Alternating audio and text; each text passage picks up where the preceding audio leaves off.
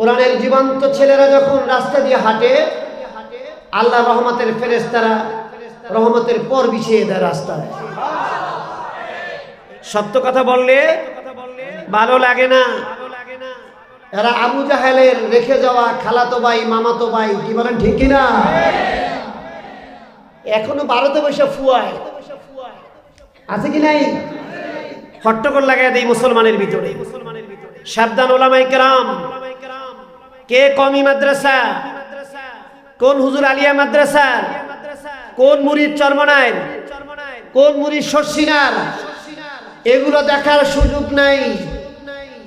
একমাত্র পথ আছে, আল্লাহ প্রদত্ত ঘোষণা করেছেন কিয়ামত কোরআনের ভিতরে, ওয়াতাসিমু বিহাবলিল্লাহি জামিয়া ওয়া লা তাফাররাকু। যারা বলেন ঠিক না? আল্লাহর রজ্জুকে, কোরআনকে একত্রিতভাবে যদি না ধরতে পারি, আল্লামা মামুনুল হক সাহেব জেলে বসেছেন, আল্লামা সাইদ জেলে বসে মারা গেছেন। আমাদের জন্য অশনি সংকেত ভবিষ্যতের জন্য যদি আমাদের ভিতরে, ওলামাদের ভিতরে কে পাঁচ তালিওয়ালা টুপি, কার রুমাল বড়, কার পাগড়ি সাদা না কালা, এগুলো কোনো ফরজ নয়। ফরজ হলো আমাদের আল্লাহর জমিনে আল্লাহর দ্বীন কায়েমের জন্য আমাদের কোরআন সুন্নাহর পক্ষে কারা আছে এদেরকে একত্রিত হতে হবে। জোরে বলেন ঠিক কিনা? পিওনের, প্রধানমন্ত্রীর পিওনের যদি 400 কোটি টাকা থাকে, বাংলাদেশ সরকারের বিশেষ ক্যাডার অতিরিক্ত সচিব, তার বাসায় ভালো করে 2টা সোফা সেট নাই, তার বোঝেন?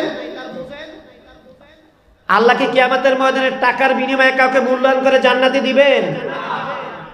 তাহলে বাংলাদেশের বিচারপতি মানিক মিয়া ন্যায় বিচারক হিসেবে জান্নাত পাওয়ার কথা, কিন্তু লোকটা ভারতে যাওয়ার সময় 70 লক্ষ টাকা দিয়েও বরফ পাতায় ঘুমায়া কাজ দিতে পারে নাই, ধরা খেয়েছে বাংলাদেশের বিজেপির হাতে। ধরে বলেন ঠিক না? কারণ ও তো আলেমদেরকে শাস্তি দেওয়ার জন্য রায় দিয়েছে।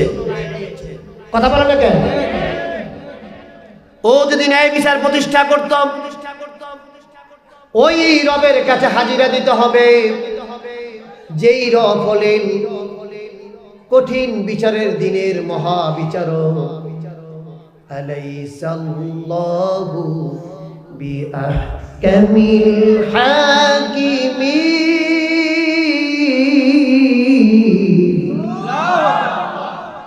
তিনি হলেন বিচারকদের বিচারক। তিনি কে? সেই আল্লাহর দিক চায় যদি ওই হাইকোর্টের ব্যানারের দিকে তাকাইয়া যদি আল্লাহর কোরআনের একটি আয়াতকে যদি মনে করে মৃত্যুর কথা স্মরণ করে ওই রায়টা দিত, তাহলে হয়তোবা বিচারিক চেয়ার থেকে সরে যেতে হতো। জোরে বলেন ঠিক কিনা? সরে গেল, ধন্য হতো জীবনটা। কিন্তু অন্যায় ভাবে বাংলাদেশের কোরআনের পাখিদের বিরুদ্ধে মুসলমান হওয়া সত্ত্বেও আবু জাহেলের মতো আলেমদের বিরুদ্ধে রায় দিয়েছে, যার পরিণতি আবু জাহেলের মতো আজকে হয়েছে। অথচ নবী বলছেন আমি আল্লাহর গোলাম। আমরা কার গোলাম? সেই গোলামের ঘরের গোলাম আমরা, আল্লাহর বান্দা। অথচ আল্লাহ আমাদেরকে এত চমৎকার করে বানিয়েছেন, এত নাজ নিয়ামত দিয়েছেন, এত সম্মান দিয়েছেন এই মানুষকে। এই মানুষকে, আমাদের আদি পিতা আদমকে সেজদা করতে নির্দেশ দিয়েছেন কে? আল্লাহ ফেরেশতাকে। তাহলে আদম বড় না ফেরেশতা বড়? কথা বলে না। আদম বড় না?